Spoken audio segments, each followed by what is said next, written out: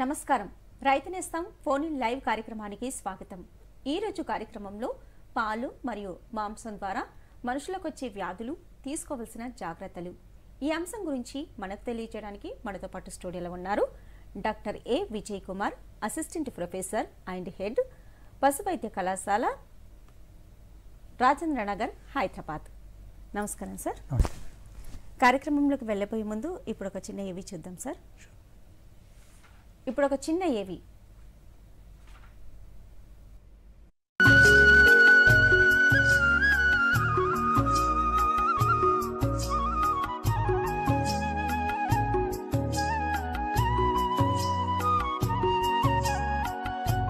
పాడి రైతులకు ఆర్థికంగా నష్టాన్ని కలిగించడమే కాకుండా పాడి పశువుల పునరుత్పత్తి ప్రక్రియను తీవ్రంగా నష్టపరిచే వ్యాధులు బ్రూసెలోసిస్, జెనోటిక్ వ్యాధి, anthrax, Saint Louis encephalitis, West Nile virus, పసుపు జ్వరం, జీకా వైరస్ పశువులతో పాటు పాడి రైతులకు ఆశించే వ్యాధి. బ్రూసెల్లా అబాటిస్ అనే బ్యాక్టీరియా వల్ల పశువులకు ఈ వ్యాధి వస్తుంది. దీనినే బ్యాంక్స్ వ్యాధి అని కూడా అంటారు.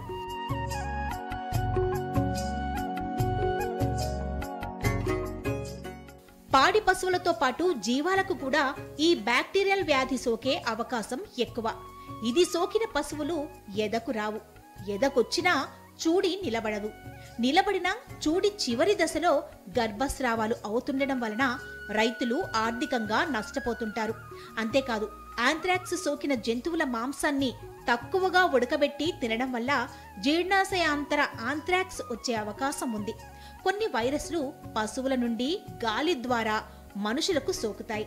కాబట్టి ఈ వ్యాధులపై ముందు నుండే రైతులు అవగాహన కలిగి ఉండి వ్యాధి నిరోధక టీకాలను ఇప్పించాల్సిన అవసరం ఉంది.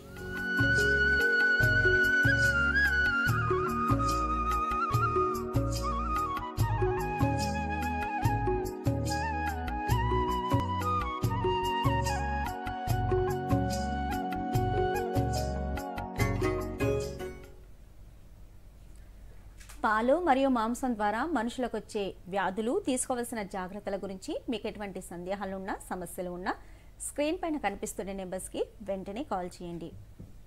సార్, ఆహారం ద్వారా వచ్చే వ్యాధులు ఏమైనా ఉన్నాయంటారా? మేడం, ప్రపంచవ్యాప్తంగా మనం ఆహారం జనరల్గా సహజంగా మొక్కల ద్వారా కానీ లేకుంటే జంతువుల ద్వారా ఉత్పత్తి అయ్యే ఆహార పదార్థాలను మనం తీసుకుంటాం. వీటిలో సహజంగా 3 నుంచి 5 బిలియన్ల మంది జనాభా ఈ వ్యాధుల బారిన, ఆహారం ద్వారా వచ్చే వ్యాధుల బారిన పడుతున్నారు. వీరిలో ముఖ్యంగా 1.5 బిలియన్ల జనాభా వ్యాధుల బారిన పడి చనిపోతున్నారు. వీరిలో ముఖ్యంగా పిల్లలు, చిన్నపిల్లలకి ఈ ఆహారం ద్వారా వచ్చే వ్యాధుల తీవ్రత చిన్నపిల్లలపై ఎక్కువ ప్రభావం ఉంటుంది. సో ఈ వ్యాధులను చూసినట్లయితే ముఖ్యంగా 3 రకాలుగా ఉంటాయి. ఒకటి, ఆహారం ద్వారా మనం సూక్ష్మజీవులను తీసుకోవటము. రెండవది, ఆహారం తిన్న తర్వాత సూక్ష్మజీవులు లోపలికి వెళ్ళి టాక్సిన్స్ ప్రొడ్యూస్ చేస్తాయి. ఆ టాక్సిన్స్ ద్వారా వచ్చే వ్యాధులు. మూడవది, బయటనే ఆహారంలో సూక్ష్మజీవులు టాక్సిన్స్ ప్రొడ్యూస్ చేస్తాయి. అటువంటి ఆహారాన్ని మనం లోపలికి తీసుకున్నప్పుడు వచ్చే వ్యాధులు. ఈ రకంగా 3 రకాలైన వ్యాధులు సహజంగా మనకు వస్తూ ఉంటాయి. సార్, అంటే ఇప్పుడు పాల ద్వారా కానీ మాంసం ద్వారా కానీ మనుషులకి వ్యాధులు ఏ విధంగా వస్తాయి, ఎందుకు వస్తాయి సార్? ఓకే అండి. సహజంగా పాలు కానీ మాంసం కానీ తీసుకున్నప్పుడు మనము అవి ఉత్పత్తి అయినప్పుడు కానీ, ఉత్పత్తి అంటే ఆవు నుంచి పాలు తీసుకున్నప్పుడు, లేకుంటే ప్రాసెస్ చేసినప్పుడు, ప్యాకేజింగ్ చేసినప్పుడు, లేకుంటే ట్రాన్స్పోర్ట్ చేసినప్పుడు కానీ ఈ వ్యాధులు పశువుల నుంచి మనుషులకు వచ్చే అవకాశం ఉంటుంది. ఉత్పత్తి అంటే జంతువులకు వ్యాధి ఉండవచ్చు, ఆ వ్యాధి పాల ద్వారా మనకి సోకవచ్చు. అది ఒక విధానం. రెండో విధానం ఏంటంటే, పాలు పితికేటప్పుడు పాలు పితికిన వ్యక్తికి రోగం ఉన్నట్లయితే ఆ రోగం పాలలో రావడానికి ఉంటుంది. అలా కాకుంటే పొదుగు సరిగా శుభ్రపరచకపోయినా ఆ వ్యాధి వచ్చే అవకాశం ఉంటుంది. అలాగే గిన్నెలు ఏవైతే ఉంటాయో, మనం పాలు పితికినప్పుడు బకెట్లు కానీ ఏవైతే పాత్రలు వాడతామో ఆ పాత్రలు శుభ్రంగా కడగకపోయినా వ్యాధులు వచ్చే అవకాశం ఉంటుంది. అంటే ఇప్పుడు పాలు కానీ మాంసంలో కానీ సూక్ష్మజీవులు ఎలా ప్రవేశిస్తాయి, ఎప్పుడు ప్రవేశిస్తాయి సార్? Okay madam. సహజంగా 2 రకాలుగా ఈ సూక్ష్మజీవులు అనేవి పాలలోకి కానీ మాంసంలోకి కానీ ప్రవేశిస్తాయి. ఒకటి అంతర్గతంగా, అంటే ఒక పశువుకి రోగం ఉన్నట్లయితే ఆ పశువు నుంచి పాల ద్వారా పాలలోకి ఆ బ్యాక్టీరియా వస్తాయి. అదొక విధానం, దాన్ని అంతర్గతంగా రావటం ఇండోజినస్ అంటాము. ఇంకొకటి ఎగ్జోజినస్ అంటారు. ఎగ్జోజినస్ అంటే బాహ్యంగా, జంతువుకి ఎటువంటి రోగం ఉండదు, మనం పాలు తీసే అతను కానీ లేకపోతే మాంసం కొట్టే అతను కానీ ఆ కత్తుల నుంచి ద్వారా కానీ లేకుంటే నీటి ద్వారా కానీ పాత్రల ద్వారా కానీ బయట నుంచి, బయట వాతావరణము బయట ఉపయోగించే పాత్రల నుంచి కానీ సూక్ష్మజీవులు మాంసంలోకి కానీ పాలలోకి కానీ ప్రవేశించే అవకాశం ఉంటుంది మేడం. అంటే ఇప్పుడు సార్ సూక్ష్మజీవులు అంటే జంతు ఉత్పత్తులకు కానీ ఉప ఉత్పత్తులకు కానీ అవి ఎలా ఏ విధంగా ప్రవేశిస్తాయో తెలుసుకునే ముందు మీతో మాట్లాడడానికి కాలర్ ఉన్నారు సార్, కాల్ తీసుకుందాం. నమస్కారం అండి. హలో, మీ పేరు ఎక్కడి నుండి కాల్ చేస్తున్నారండి? మాది పిడుగురాళ్ళు పక్కన పల్లెటూరు అండి, మాది బిచ్చికొండ, అక్కడ కూర్చోండి. ఓకే, మీ పేరండి? నా పేరు బాలకోటి. బాలకోటి గారు, సార్తో మాట్లాడండి, మీ సందేహం ఏంటి అడగండి. బాలకోటి గారు నమస్తే అండి. నమస్తే సార్. చెప్పండి అండి, ఏంటండి మీ సమస్య? మా గేద 3 సంవత్సరం అండి అది. ఓకే. ఇప్పటికి 2 సార్లు ఇంజక్షన్ చేయించాము. ఓకే. మాటికి ఎదగొస్తుంది సార్. ఎద నిలవాలంటే ఏం చేయాలి? ఓకేనండి. లోపట మీ పశువు యొక్క గర్భాశయంలో ఇన్ఫెక్షన్ ఉండొచ్చండి. అంటే ప్రతిసారి కట్టకుండాను అది కట్టడం లేదు కాబట్టి దాని గర్భాశయంలో ఇన్ఫెక్షన్ ఉండొచ్చు సార్. ఎదకొస్తుంది, ఎదకి వస్తుంది కానీ కట్టు ఆగట్లేదు. డాక్టర్ గారు బాగానే ఉంది, గర్భసంచి కూడా బాగానే ఉంది, పర్వాలేదు అంటున్నారు. లేదండి, గర్భాశయంలో ఇన్ఫెక్షన్ ఉండొచ్చు. సో మీరు దగ్గరలో ఉన్న పశు వైద్యుని ఆల్రెడీ మీరు సంప్రదించుంటారు. ఇంకేమైనా పెద్ద ఆసుపత్రికి తీసుకెళ్ళి సరైన వైద్యం చేయించినట్టయితే, అంటే గర్భాశయంలోకి మనము కొన్ని మందులు ఎక్కిస్తాము. సార్ మాకు ఇక్కడైతే పెద్ద హాస్పిటల్ లేదు సార్, పల్లెటూరు. ఓకేనండి. దానికి మీరు ఏమన్నా మాకు మంచి మెడిసిన్ ఏమన్నా చెబుతారేమో అని ఆశిస్తున్నారు. అంటే గర్భాశయంలోకి మనం మందుని ఎక్కించాలండి. నేను చెప్పినా కానీ అక్కడ డాక్టర్ గారే ఎవరో చేయాల్సి ఉంటుంది. సో ఇలా ఫోన్ ద్వారా చెప్పడం కంటే కూడా మీరు దగ్గరలో ఉన్న పశు వైద్యం సంప్రదిస్తేనే ఉత్తమమైన ఫలితాలు ఉంటాయండి. ఎందుకంటే నేను చెప్పగలను, ఇప్పుడు చెప్తే అంటే గర్భాశయంలోకి ఇన్ఫెక్షన్ ఉందా లేదా మొదట చెక్ చేసిన తర్వాత దాంట్లో ఇన్ఫెక్షన్ ఉంది అంటే దాని లోపలికి మనము ఇంజెక్షన్ ద్వారా, మనం ఏదైతే సెమన్ని ఇంజెక్ట్ చేస్తామో దాని ద్వారా మనము మందు లోపలికి పంపించాల్సి ఉంటుంది. పంపించినట్లయితే లోపల ఏమన్నా సూక్ష్మజీవులు కానీ లేకపోతే ఏమైనా ఇన్ఫెక్షన్ ఉంటే అది క్లియర్ అయిపోయిన తర్వాత తదుపరి వచ్చే ఎదకొస్తే ఆ ఎదక మీరు మళ్ళీ దున్నపోతో దాటించినా కానీ సెమన్ ఇచ్చినా కానీ ఆ కట్ట ఆగటానికి ఛాన్సెస్ ఉంటాయండి. సార్ ఇప్పుడు ప్రస్తుతానికైతే 2 నెలల క్రితం కట్టించాను. ఓకేనండి. Hello sir. వినపడుతుంది, చెప్పండి. 2 నెలల కింద కట్టించాను, ఇది 2వ నెల. ఓకేనండి. మరి కట్టించుకొచ్చిన 2-3 రోజులకి కొంచెం తీగలాగా పడిపోయింది. ఓకే. 5-6 రోజుల లోపల. ఓకే. ఓకే. మరి అది మళ్ళీ ఎదా ఉండట్టా లేనట్టా మాకు తెలియట్లేదు సార్. ఇంకొక నెల అయితే 3 నెలల తర్వాత పరీక్ష చేయించండి. చూడు పరీక్ష చేపిస్తే కట్టుకుంది అంటే అయిపోతుంది, కట్టుకుంటుంది అని చెప్తారు డాక్టర్ గారు. కట్టుకోలేదు అని అయినా కానీ 1 నెల ఉండండి. 1 నెల అయితే 3 నెలల తర్వాత అయితే చూడు పరీక్ష ద్వారా మనం కరెక్ట్గా అది కట్టుకుందా లేదా అనేది చెప్పొచ్చండి. సార్ 3 నెలలు నిండా వెళ్ళావా, 2 నెలలు దాటితే చాలా సార్? 3 నెలలు వెళితే మీరు ఇప్పుడు చూపించినా కానీ చెప్పగలరేమో, కానీ 3 నెలల తర్వాత మళ్ళీ ఇంకో నెల తర్వాత రమ్మంటారు. ఒక డాక్టర్ గారికి కూడాను ఏమన్నా డౌట్ ఉన్నట్లయితే 3 నెలల తర్వాత పోవడమే బెస్ట్ అండి. ఓకే సార్, ఇందాక క్వశ్చన్ అడిగాను, అంటే జంతు ఉత్పత్తులు కానీ అలాగే ఉప ఉత్పత్తుల్లోకి సూక్ష్మజీవులు ఏ విధంగా ప్రవేశిస్తాయి? ఓకేనండి, ఇందాక చెప్పినట్లు మీకు ఎండోజీనస్ అండ్ ఎగ్జోజీనస్ 2 విధాలు చెప్పాను. వాటితో పాటుగా మీరు మనుషుల ద్వారా రావచ్చు, జంతువుల ద్వారా కూడా పోవచ్చు. 3వది వాతావరణం ద్వారా. మనుషుల ద్వారా అంటే ఎవరైతే ఆ పశువుల దగ్గర పాలు పితికే వాళ్ళు ఉంటారో వాళ్ళకి ద్వారా రావచ్చు సూక్ష్మజీవులు, పాలలోకి ప్రవేశించే అవకాశం ఉంటుంది. అలా కాకుండాను వాతావరణం ద్వారా, వాతావరణం అంటే గాలి ద్వారా కావచ్చు, వాడు ఉపయోగించే నీళ్ళ ద్వారా కావచ్చు, పాత్రల ద్వారా కావచ్చు, అది ఒక పద్ధతి. 3వ పద్ధతి హ్యాండ్లర్స్ అంటాము. హ్యాండ్లర్స్ అంటే అదే మనుషుల ఎవరైతే ఉంటారో వాళ్ళ ద్వారా రావచ్చు. ఎవరైతే మనుషులు పాలు తీస్తారో ఒకటి జంతువు నుంచి రావచ్చు, 2 హ్యాండ్లర్స్ అంటాము, 3వది వాతావరణం నుంచి. ఈ 3 పద్ధతుల ద్వారా మీకు సూక్ష్మజీవులు పాలలోకి ప్రవేశించే అవకాశం ఉంటుందండి. Right sir. అంటే పాలల్లో ఉండే సహజంగా ఉండే సూక్ష్మజీవుల గురించి చెప్పండి. అవి ఏమైనా ఉపయోగకరంగా ఉంటాయంటారా? ఓకేనండి. సహజంగా పాలల్లో లాక్టోబాసిల్లస్ అనే బ్యాక్టీరియా ఉంటుంది. లాక్టోబాసిల్లస్ ఫ్యామిలీకి చెందిన బ్యాక్టీరియా ఉంటాయండి. ఈ బ్యాక్టీరియా హానికరమైన కావు, కానీ ఆ బ్యాక్టీరియా పాలు తీసిన తర్వాత పాలను రూమ్ టెంపరేచర్ దగ్గర, మన సాధారణ ఉష్ణోగ్రత దగ్గర పెట్టినైతే రూమ్లో ఫ్రిడ్జ్లో కాకుండాను ఈ బ్యాక్టీరియా పాల్లో ఉన్న లాక్టిక్ యాసిడ్ని ప్రొడ్యూస్ చేస్తాయండి. లాక్టోజ్ అనేది ఉంటుంది, చక్కెర పదార్థము పాలలో ఉంటుంది. ఆ పదార్థాన్ని ఈ సూక్ష్మజీవులు వాడుకొని వాటిని లాక్టిక్ యాసిడ్గా మారుస్తాయి. ఈ లాక్టిక్ యాసిడ్ ఉత్పత్తి ఎక్కువైనప్పుడు దాని యొక్క pH మారిపోతుంది. ఈ pH కొన్ని బ్యాక్టీరియాకి అనుకూలంగా ఉండటం వల్ల ఆ బ్యాక్టీరియా ఎక్కువగా ఉత్పత్తి చెందుతాయి. సో ఈ లాక్టోబాసిల్లస్ బ్యాక్టీరియా హానికరం కాకపోయినా కానీ ఆ బ్యాక్టీరియా ఎక్కువ ఉండటం వలన అవి రూమ్ టెంపరేచర్ ఉన్నప్పుడు pHని మారుస్తాయి. కాబట్టి వేరే బ్యాక్టీరియా పెరగడానికి అనుకూలమైన పరిస్థితుల్ని అవి కలుగజేస్తాయి. ఆ బ్యాక్టీరియా వచ్చినప్పుడు పాలలో మనకి స్పాయిలేజ్ అంటాము, పాలు పాడైపోతాయి. ఓకే. అంటే బ్యాక్టీరియా పాలలోకి ప్రవేశిస్తే ఏ విధమైన రోగాలు వచ్చే అవకాశం ఉందంటారు సార్? ఓకే అండి. పాలలోకి సహజంగా మేబీ బ్యాక్టీరియా వల్ల కావచ్చు, వైరస్ల వల్ల కావచ్చు, పరాన్నజీవుల వల్ల కావచ్చు, ఈ 3 రకమైన, లేకపోతే ఫంగల్ 4వ రకం, ఈ 4 రకాలైన వ్యాధులు సూక్ష్మజీవులు వ్యాధులు కలుగజేసే అవకాశం ఉంటుంది. వీటిలో బ్యాక్టీరియా చూసుకున్నట్లయితే మీరు బ్యాక్టీరియాల బ్రుసెల్లోసిస్, ఇందాక మనం ఏవిలో చూసుకున్నట్టు బ్రుసెల్లోసిస్ అనే ఒక వ్యాధి ఉంటుంది, ట్యూబెక్యులోసిస్ ఉంటుంది, లెప్టోస్పైరోసిస్ ఉంటుంది, తర్వాత యాంథ్రాక్స్ ఉంటుంది. ఇవన్నీను పాల ద్వారా కానీ లేకపోతే జంతువుల ద్వారా కానీ మనుషులకు సోకే వ్యాధులు. అలానే వైరల్ సంబంధించిన వ్యాధులు ఏవైతే ఉన్నాయంటే రేబిస్ అవ్వచ్చు, గాలికుంటి వ్యాధి కావచ్చు, మచూచి కావచ్చు, ఇటువంటి వైరస్ వల్ల వచ్చే వ్యాధులు మనుషులకు వచ్చే అవకాశం ఉంది పాల ద్వారా.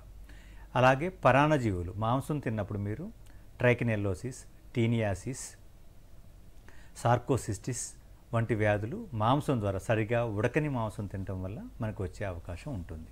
అలాగే ఫంగస్ వల్ల క్యాండిడా కానీ యాస్పెర్జిల్లస్ టాక్సిన్స్ కానీ ఈ ఫంగల్ టాక్సిన్స్ మనకు వచ్చే అవకాశం ఉంటుంది. Okay sir. అంటే పాలల్లో సూక్ష్మజీవులు ప్రవేశిస్తే ఏ విధమైన నష్టం జరిగే అవకాశం ఉందంటారు సార్ మనుషులకి?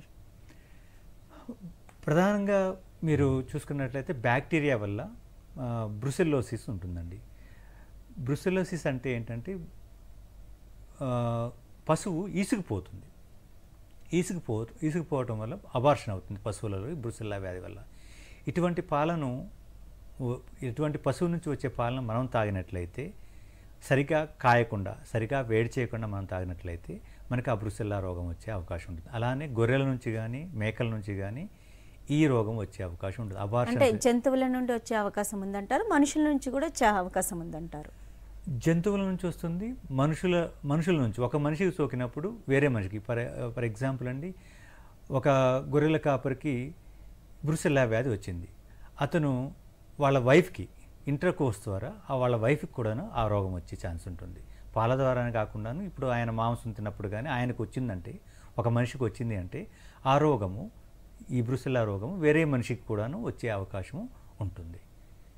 ఓకే. అంటే జంతువుల ద్వారా ఏ విధంగా వస్తుంది సార్? మరి జంతువుల పాలు తాగినప్పుడు మనం సరిగా కాచిన పాలు కాయని పాలను వేడి చేయకుండా, సరిగా వేడి చేయకుండా పాలు తాగినట్లయితే బ్రుసెల్లా వస్తుంది. ఇది వచ్చినప్పుడు మన శరీరంలో ఫీవర్ కానివ్వండి, లేకపోతే మన దగ్గర చెమటతో కూడిన వాసన, రాత్రిపూట పర్టికులర్గా ఒక పెక్యులరమైన ఒక డిఫరెంట్ వాసన మన చెమట ద్వారా మిగతా జనాభాకి, మన చుట్టుపక్కల ఉన్న వాళ్ళకి రావటం జరుగుతుంది. మోకాళ్ళ నొప్పులు, మనం జనరల్గా ఆర్థరైటిస్ ఒక వయసులో వస్తే ఆర్థరైటిస్ వస్తుంది. కానీ బ్రుసెల్లా ఉన్నప్పుడు మనకి ఎంగేజ్లో ఉన్నా కానీ మనకి మోకాళ్ళ నొప్పులు అనేవి వస్తాయి.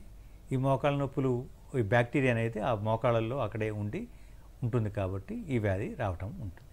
అంటే ఇప్పుడు జంతువుల పాత్ర ఉంటుంది, మనుషుల పాత్ర ఉంటుంది, అలాగే వాతావరణ పాత్ర కూడా ఇందులో ఏమైనా ఉందంటారా?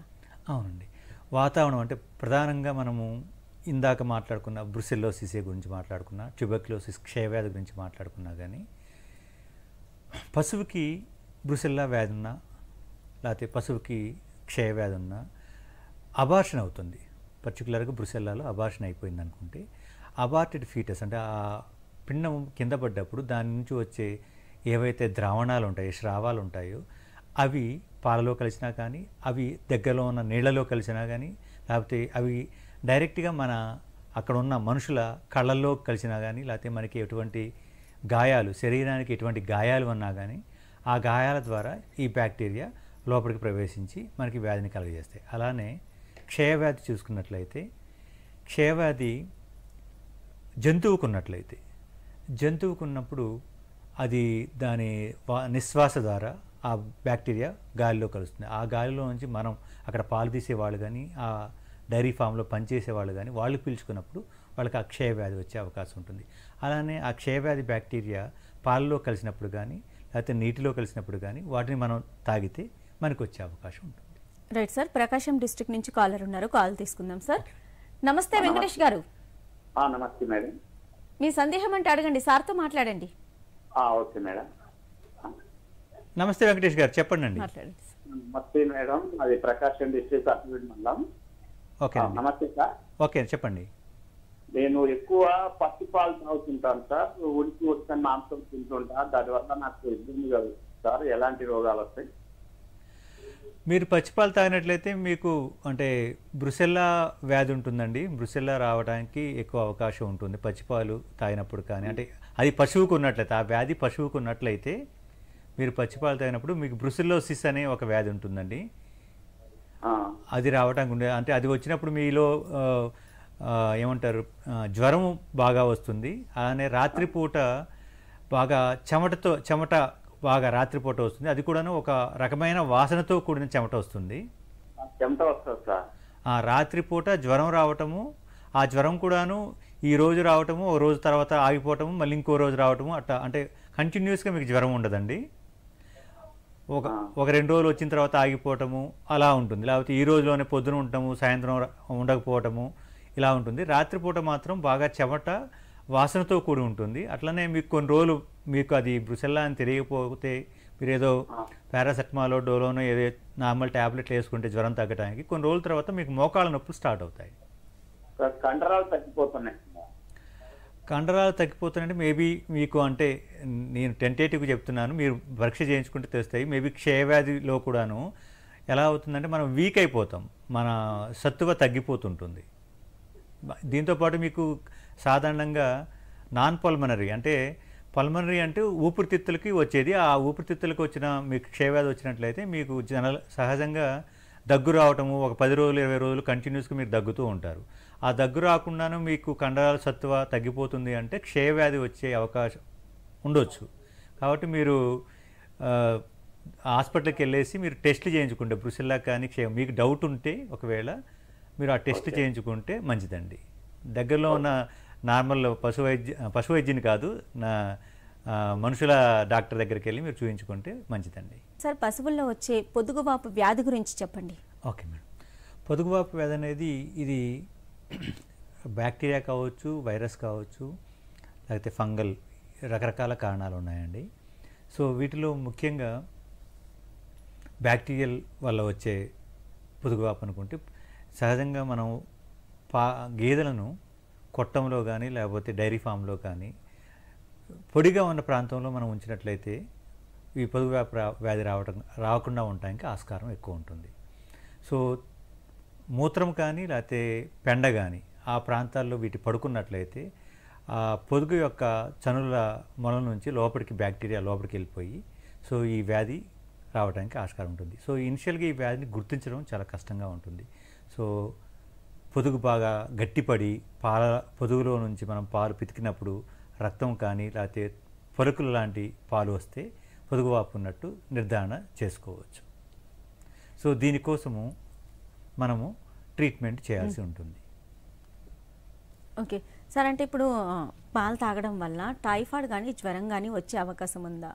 వస్తే ఎటువంటి జాగ్రత్తలు తీసుకోవాలి? ఓకే, సహజంగా ఈ పాలు తాగినప్పుడు పాలు కంటామినేషను సాల్మొనెల్లా వల్ల అయితే మేబీ పాత్రలు కడిగినప్పుడు కానీ, లేకుంటే నీళ్ళ ద్వారా కానీ, లేకపోతే పాలు పితికిన వ్యక్తి యొక్క అతనికి టైఫాయిడ్ ఉన్నట్లయితే ఈ బ్యాక్టీరియా పాలలోకి ప్రవేశిస్తుంది. పాలను సరిగా కాచకుండాను తాగినట్లయితే ఈ వ్యాధి మనుషుల్లో వస్తుంది. ఈ టైఫాయిడ్ అనేది 2 రకాలుగా ఉంటుంది. టైఫాయిడ్ అంటాము, టైఫాయిడ్ సాల్మొనెల్లా వస్తే టైఫాయిడ్ అంటాము. సాల్మొనెల్లా టైఫీ, పారాటైఫిన్ వలన వస్తే దాన్ని టైఫాయిడ్ వ్యాధి అంటాము. అలా కాకుండాను సాల్మొనెల్లా టైఫిమ్యూరియం నుంచి వస్తే దాన్ని నాన్ టైఫాయిడల్ సాల్మొనెల్లోసిస్ అంటారు. సో ఈ వ్యాధి వచ్చినప్పుడు జనరల్గా వాంతులు కానీ, విరోచనాలు కానీ, జ్వరంతో పాటు ఈ 2 లక్షణాలు ఎక్కువగా ఉంటాయి. సో వీటికి దగ్గరలో ఉన్న మన డాక్టర్ దగ్గరికి వెళ్ళేసి ట్రీట్మెంట్ తీసుకుంటే నయం. సార్ ఇందాక కాలర్ కూడా అన్నారు పచ్చిపాలు తాగుతారని. ఆవు పాలు మంచివి అంటారు కదా సార్, మరి అంటే కాచకుండా తాగితే వీళ్ళకు కూడా వచ్చే అవకాశం ఉందంటారా? కాచకుండా తాగితే ఎవరైనా సరే పచ్చిపాలు తాగితే ఎవరికైనా సరే, ఒకవేళ ఆ పశువుకి ఈ వ్యాధుల బారిన ఉంటే బ్రుసెల్లా కానీ, టీబీ కానీ, లెప్టోస్పైరా కానీ, రేబిస్ కానీ, ఏ బ్యాక్టీరియల్ డిసీజ్ కావచ్చు, వైరల్ డిసీజ్ కావచ్చు, లేకపోతే ఫంగల్ డిసీజ్ కావచ్చు, ఏమైనా పారాసైటిక్ రోగాలు ఉన్నా కానీ మాంసం ద్వారా కానీ, పాల ద్వారా కానీ మనకి ఈ వ్యాధులు వచ్చే అవకాశం ఉంటుంది. ఓకే సార్, పిఠాపురం నుంచి కాలర్ ఉన్నారు, కాల్ తీసుకుందాం. నమస్తే ఎస్ బాబు గారు. చెప్పండి మేడం. మీ ప్రాబ్లం ఏంటో చెప్పండి, సార్తో మాట్లాడండి. మీ సమస్య ఏంటో చెప్పండి, మాట్లాడండి సార్. హలో, నమస్తే అండి, చెప్పండి. ఎస్ బాబు గారు మాట్లాడండి.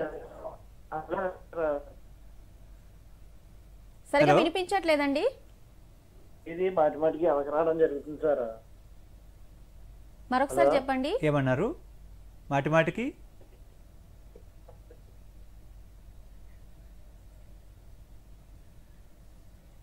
మళ్ళా గేదె ఎదకొచ్చినా కానీ నిలబడట్లేదండి సార్, మాటిమాటికి పోతుంది. ఓకే. మేబీ యేసుబాబు గారు, మీరు మాటిమాటికి ఎదకొచ్చి ఆగటలేదు అంటే గర్భాశయంలోనే ఏమైనా ఇన్ఫెక్షన్ ఉండొచ్చండి. సో ఒకసారి చూడి పరీక్ష చేసి గర్భాశయంలో ఏమైనా ఇన్ఫెక్షన్ ఉన్నట్లయితే డాక్టర్ సలహా మేరకు గర్భాశయంలోకి ఇంజెక్షన్ చేయాల్సి ఉంటుంది. మందు ఎక్కించేసి గర్భాశయంలో మొదటగా ఇన్ఫెక్షన్ ఉన్నట్లయితే దాన్ని తీసేసిన తర్వాత, అది నయం అయిన తర్వాత మీరు దున్నపోతు దాటించడం కానీ, లేకపోతే సెమన్ ఎక్కించడం కానీ చేస్తే నెక్స్ట్ ఎదకొచ్చినప్పుడు మీకు కట్టు నిలిచే అవకాశం ఉంటుందండి. Right sir. అంటే ఇందాక మీరు ఒక మాట చెప్పారు సార్, అంటే జంతువుల ద్వారా రేబిస్ వచ్చే అవకాశం ఉంది అంటున్నారు. మరి పాలు తాగడం వల్ల ఎలాంటి వ్యాధులు వస్తాయి, రేబిస్ వచ్చే కూడా అవకాశం ఉందా? అవునండి. మీకు రేబిస్ అంటే మనకి జనరల్గాను కుక్క కరిస్తేనే రేబిస్ వస్తుంది అనేది మనకి జనరల్గా అనుకునే ఒక ఇదండి. కాకపోతే దీంట్లో ఏంటంటేనండి, మీరు కుక్క జంతువుని కరిచిందో లేదో మీకు తెలియదు. మనకు కరిస్తే మనం చెప్పగలం, మనం వెళ్ళి డాక్టర్ దగ్గర మనం ట్రీట్మెంట్ చేసుకోగలం. కానీ మన పశువుల మంద కానీ, లేకపోతే మన డైరీ ఫామ్లో కానీ కుక్కలు ఉంటాయి. కుక్క కరిచింది అనుకోండి పశువుకి, అది మనం నోటీస్ చేయకపోతే, మనకి గుర్తించలేకపోతే, ఒకవేళ ఆ కుక్కకి రేబిస్ వైరస్ ఉన్నట్లయితే అది పశువుకి వస్తుంది. ఆ పశువుకి పశువు రేబిస్ ఉందో లేదో మనం గుర్తించలేదు కాబట్టి ఆ పాలను మనం తాగినట్లయితే, అది కూడాను ప్రతిసారి అండి, ఈ పాలను కాచకుండా తాగితే, వేడి చేయకుండా తాగితే మాత్రమే కొన్ని రోగాలు వస్తాయి. వేడి చేసి తాగినా కానీ కొన్ని రోగాలు వచ్చే అవకాశం ఉంటుంది. సో అంటే వేడి చేసిన తర్వాత అది పోదంటారా సార్?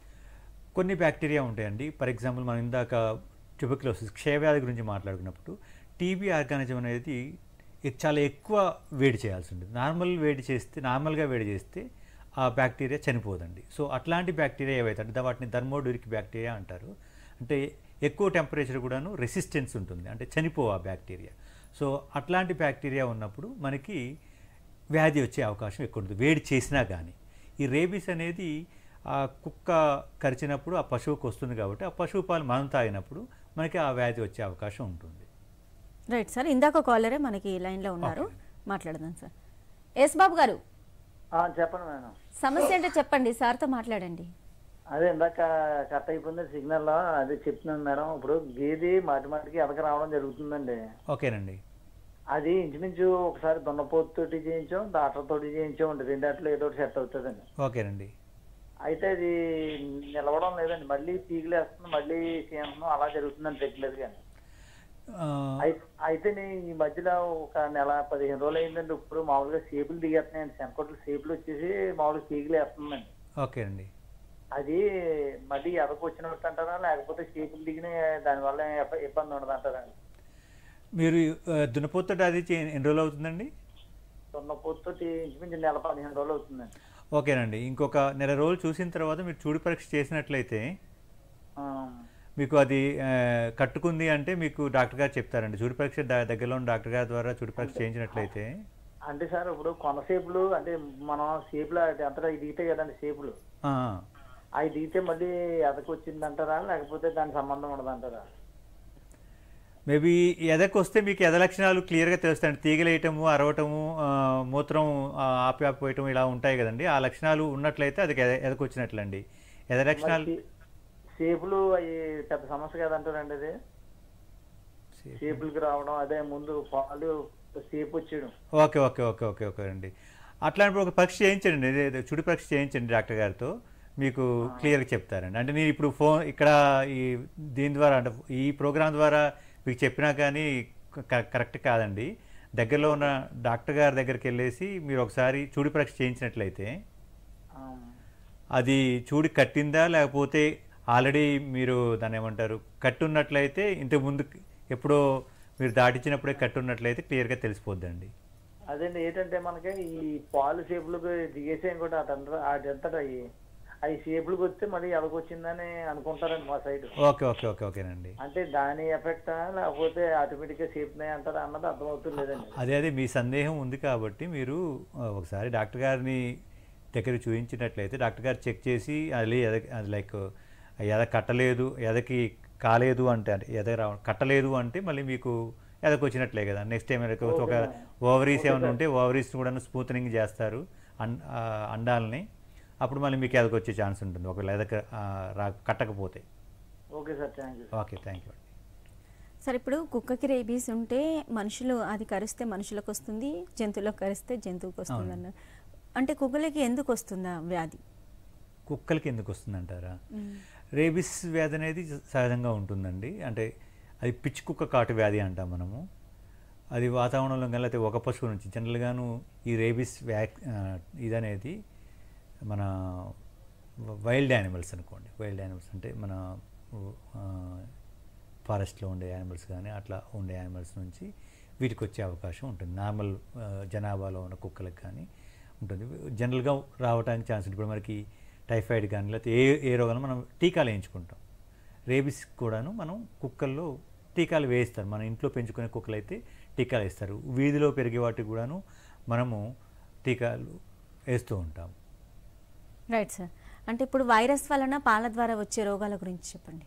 ఓకేనండి, ఇంతకుముందు డిస్కస్ చేసినట్టు మనం రేబిస్ అనేది ఒక వైరల్ డిసీజ్ అండి. దాంతోపాటుగా గాలికుంటి వ్యాధి అంటాము. గాలికుంటి వ్యాధి జనరల్గా పశువుల్లో ఈ చలికాలం అంటే నవంబర్ నుంచి ఇప్పుడు సహజంగా రాష్ట్రంలో కానీ ఇతర దేశంలో కానీ చాలా పశువులకి గాలికుంటి వ్యాధి సోకుతుంది. దానికి కూడా టీకాలు ఉంటాయి. టీకాలు వేయించకపోయినట్టయితే పశువులకి గాలికుంటి వ్యాధి సోకుతుంది. అది సోకినప్పుడు అట్లాంటి వ్యాధి ఆ పాలు తీసే వాళ్ళకి వచ్చినట్లయితే అది పాల ద్వారా కానీ మనుషులకు రావచ్చు, లేకపోతే పాలు తీసే వ్యక్తులకు కూడా రావచ్చు. దాన్ని మనము చేతులకు వస్తుంది. మామూలుగా పశువులు అయితే గెట్టెల మధ్యలో వస్తుంది. దాన్ని గాలి పట్టింది అంటారు, లేకపోతే నోట్లో రావడానికి ఉంటుంది. ఈ రెండు ప్రాంతాల్లో ఉంటుంది. దాన్ని ఫుట్ అండ్ మౌత్ అంటాము. మనుషుల్లో అయితే హ్యాండ్స్కి వస్తుంది. చేతుల మధ్యలో రెండింటి మధ్యలో కురుపుల్లాగా రావటము అలా ఉంటుంది. ఇది గాలికుంటి వ్యాధి. పశువులలో వచ్చేది పాల ద్వారా లేకపోతే పాలు పితికే మనిషి ద్వారా మనకు కూడా వచ్చే అవకాశం ఉంటుంది. Right sir. అంటే ఇప్పటివరకు మీరు పాల ద్వారా వచ్చే వ్యాధుల గురించి చెప్పారు. అలాగే మాంసం ద్వారా ఎటువంటి వ్యాధులు వచ్చే అవకాశం ఉందంటారు? ఓకే, మాంసం ద్వారా కూడాను మేబీ బ్యాక్టీరియా కావచ్చు, వైరస్ కావచ్చు, లేకపోతే పరాణజీవులు, ఎక్కువ పరాణజీవుల వ్యాధులు మాంసంలో వచ్చే అవకాశం ఉంటుంది. బ్యాక్టీరియా అంటే మీకు యాంథ్రాక్స్ కానీ లేకపోతే ట్యూబర్క్లోసిస్ కానీ ఇట్లాంటివి రావచ్చు. పరాణజీవులు ముఖ్యంగా ఏంటంటే అండి టీనియాసిస్ కావచ్చు, లేకపోతే సార్కోసిస్టిస్ అంటాము. సార్కోసిస్టిస్ అదర్వైజ్ ట్రైకినెల్లా, ఇవన్నీను మజిల్స్ మధ్యలో ఉంటాయి. వీటి గుడ్లు అనేవి కండరాల మధ్యలో పెట్టి ఉంటాయి. సో అవి మనం సరిగా ఉడికించుకున్న తిన్నట్లయితే ఈ రోగాలు మనకి వచ్చే అవకాశం ఉంటుంది. ఓకే, అంటే ఇప్పుడు పరాన్నజీవులు మనుషులకు ఎటువంటి హాని కలిగిస్తాయి మాంసం ద్వారా? మాంసం ద్వారా మీరు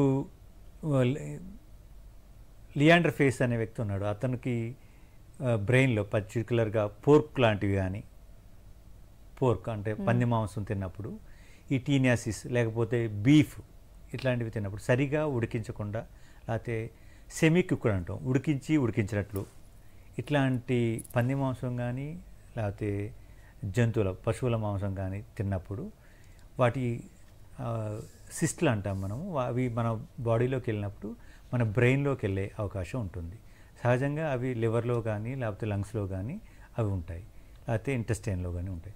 ఒకవేళ అవి బ్రెయిన్లోకి వెళ్ళినట్లయితే మనకి మన తలలో సిస్ట్లు ఒక ఫుట్బాల్ అంతా లేకపోతే ఒక క్రికెట్ బాల్ అంతా ఈ సైజు సిస్ట్లు ఫామ్ అయ్యే ఛాన్స్ ఉంటుంది. అప్పుడు మనకి పెరాలసిస్ కానీ లేకపోతే ఇతర న్యూరలాజికల్ డిసీజెస్ వచ్చే అవకాశం ఉంటుంది. అంటే సార్ ఇప్పుడు ఏ రకమైన జంతువు అయినా సరే అది హెల్దీగా ఉన్నప్పుడు తిన్నప్పుడు ఎటువంటి డిసీజ్ రాదు. ఒకవేళ వాటికి ఏమైనా డిసీజులు ఉంటే వాటి ద్వారా కూడా వచ్చే అవకాశం ఉందంటారు?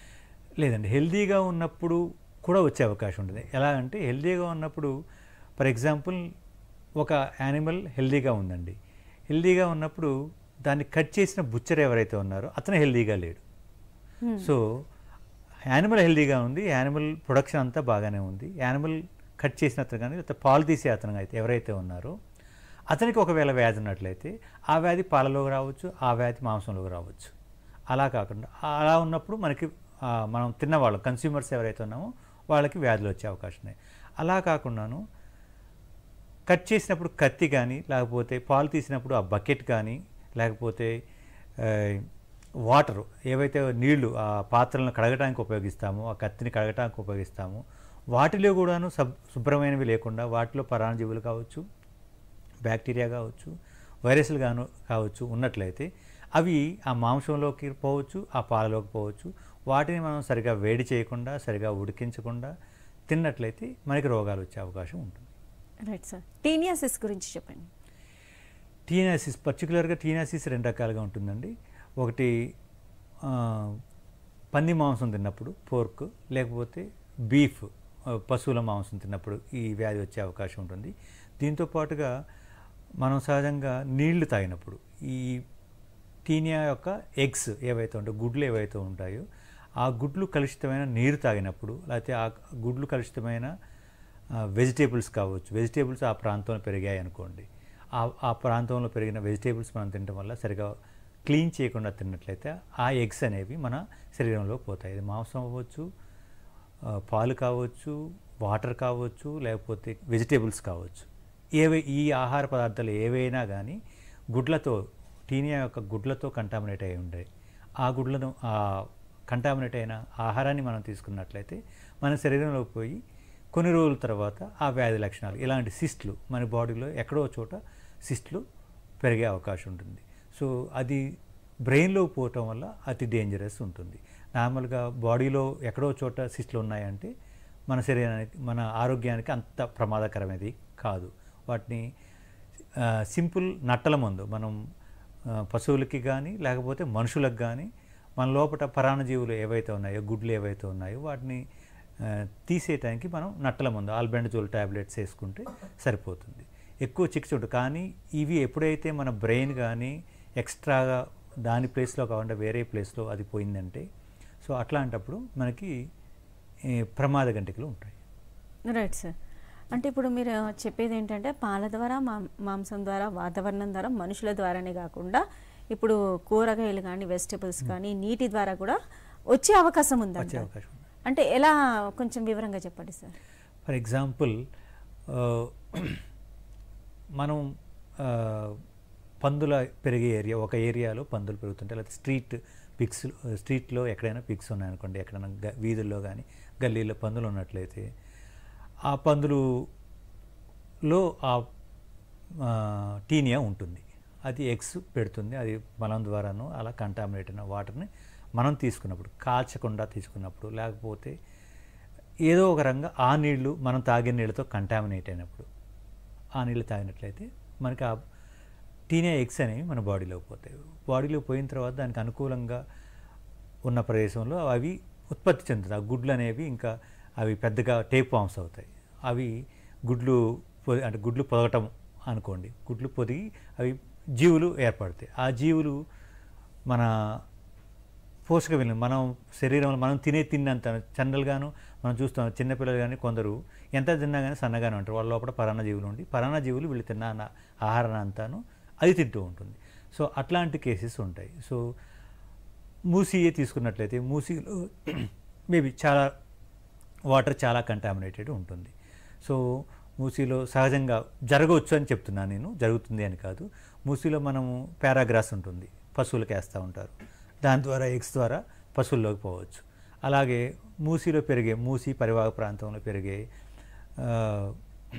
ఏమంటారు కొత్తిమీర, పుదీనా, లేకపోతే కూరగాయలు మీరు మూసీ పరివాహక ప్రాంతం చూస్తే నల్గొండ కానివ్వండి, ఈ రంగారెడ్డి డిస్టిక్లో కానీ అటువంటి ప్రాంతాల్లో వాటర్తో మనం వెజిటేబుల్స్ గ్రో చేస్తూ ఉంటారు.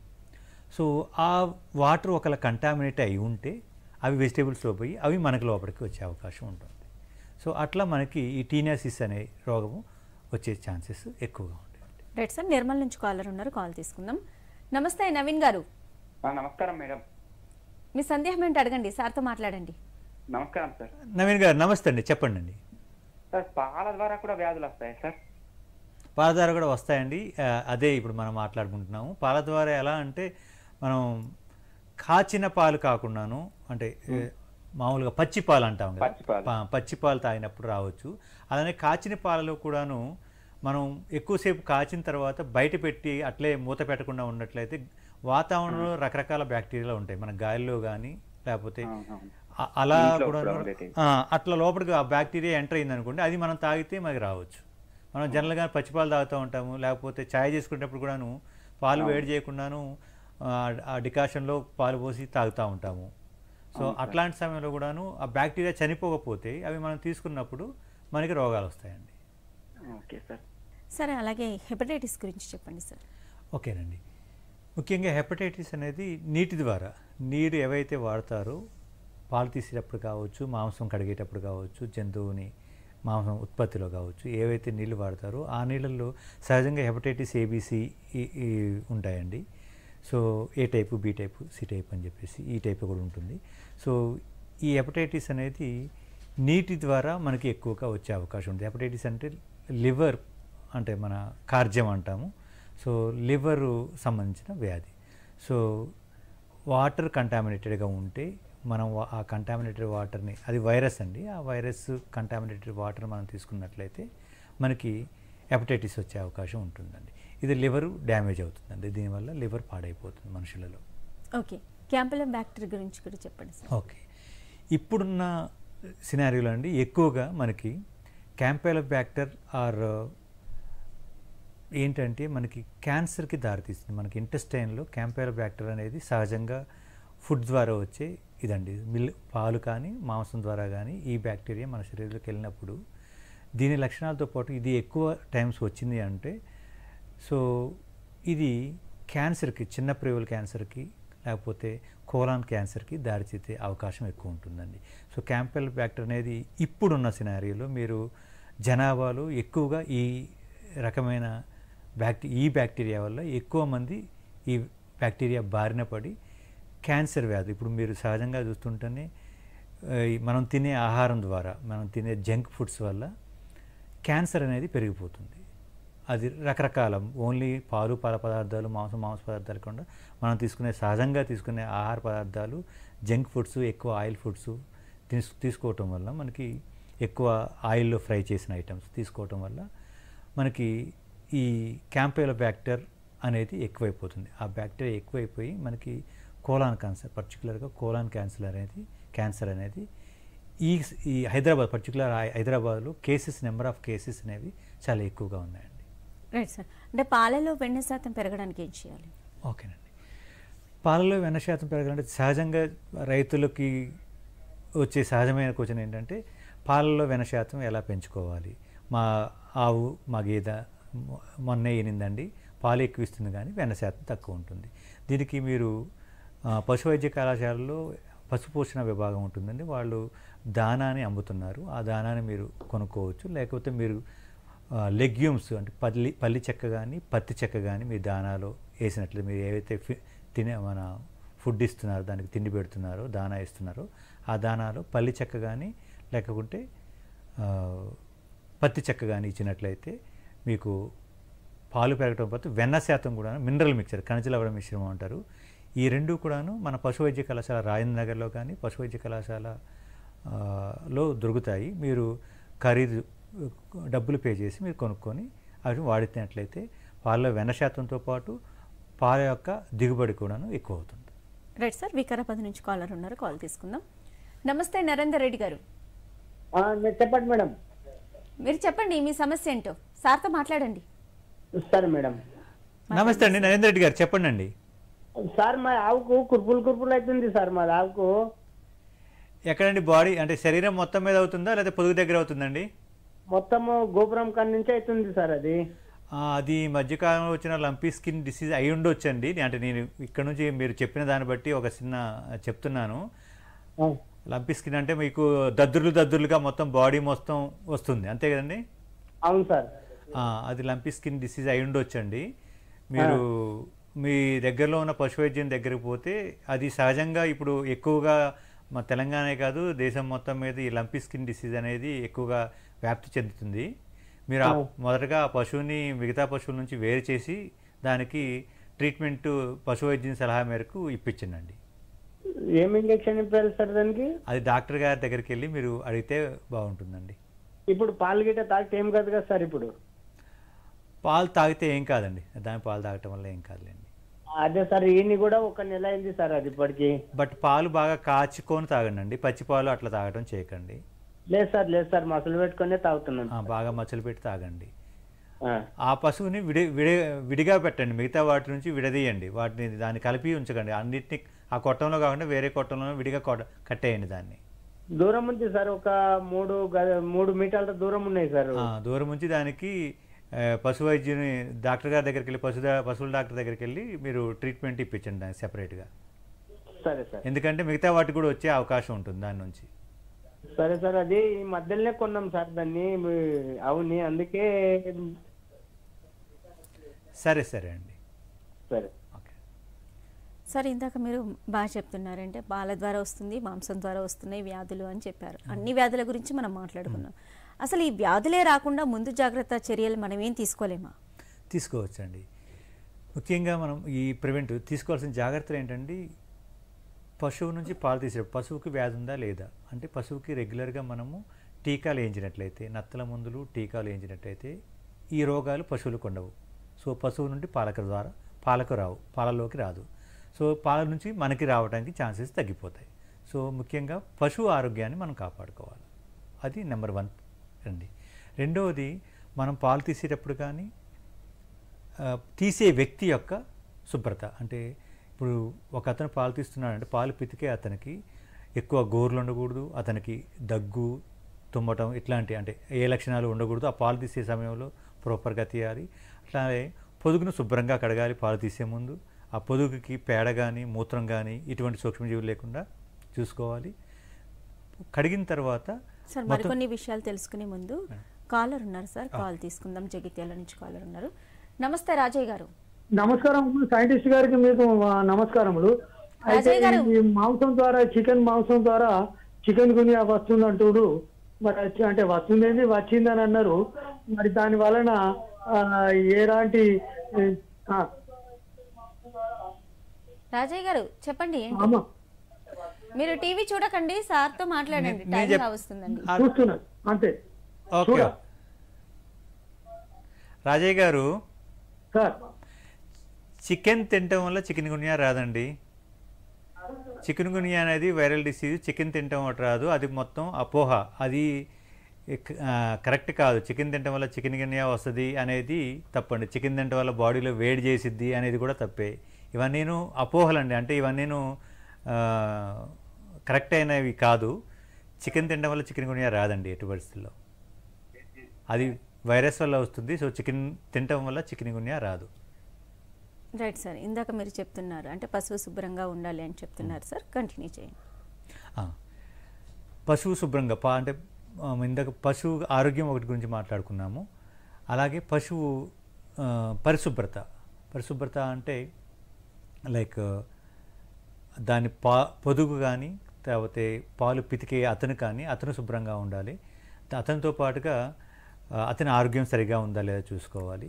ఇవి రెండింటితో పాటుగా పాత్రలను, ఏవైతే పాలు పితికే పాత్రలు ఏవైతే ఉంటాయో వాటిని శుభ్రమైన నీటితో శుభ్రంగా కడుక్కొని పాలు తీసుకోవాలి. అట్లనే వాతావరణం, చుట్టుపక్కల వాతావరణం ఏదైతే ఉంటుందో, అంటే మనం గడ్డి వేస్తాం, పాలు తీసేటప్పుడు జనరల్గాను ఈ వరిగడ్డో లేకపోతే ఏదైనా దానా పెట్టినట్టయితే దాంట్లో ఏమైనా సూక్ష్మజీవులు ఉన్నట్టే అవి కూడా వాతావరణం ద్వారా పాలలోకి వచ్చే అవకాశం ఉంది.